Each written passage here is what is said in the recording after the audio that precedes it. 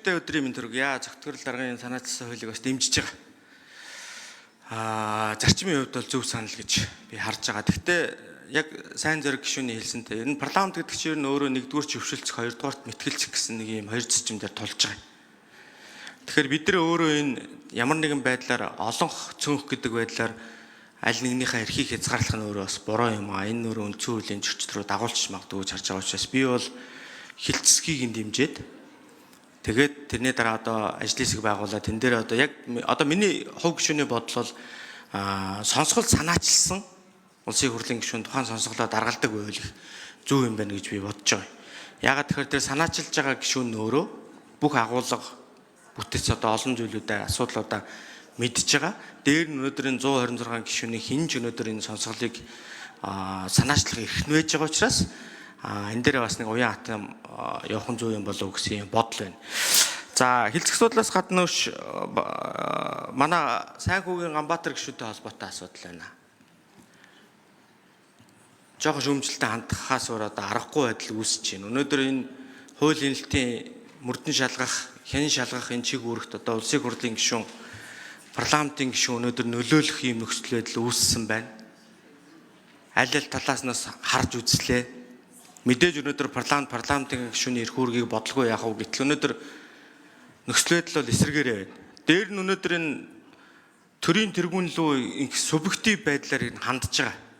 Яг нотлогдсон болоод хандаад байгаа юм байна гэдэг асуудал. Үнэхээр төрийн тэргүүн тийм үйл ажиллагаа явуулаад байна гэдгийг өнөөдөр мэдээд тэр хүн хандаад байгаа юм уу? Би бол тийм гэж бодохгүй байна.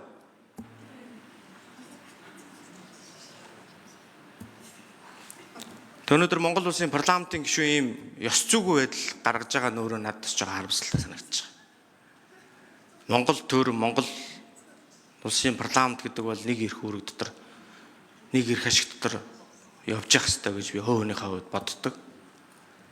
Тэгээ энэ мэтлэн иймэрхүү нөхцөл байдал нь өөрөө тийм ёс зүйгүй, увайгүй нэг юм нөхцөл байдлыг үүсгээд байна уу гэсэн юм нөхцөл байдал байгаа. Би зүгээр бусдын үзэл санаа, үзэл бодлыг бол хүндэх хэрэгтэй. Энэ бол миний үүрэг. Тэгвэл өнөөдөр энэ Монгол улсын эрх ашиг гэдэг бол нэг шүү дээ.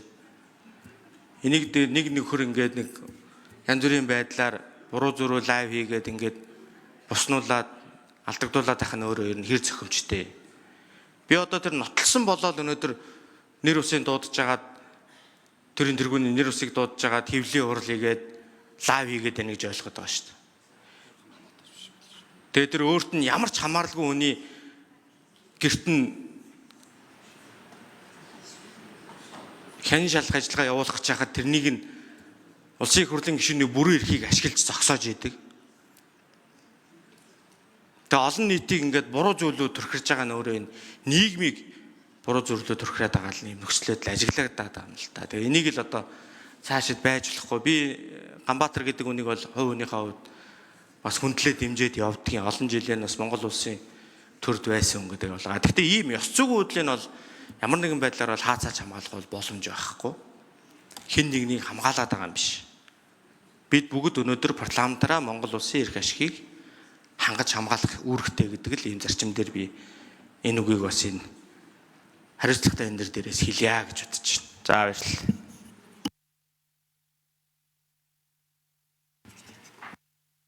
За үг хэлжлээ. Баатаржгүй мөнгө соёл гишүүн асуулт.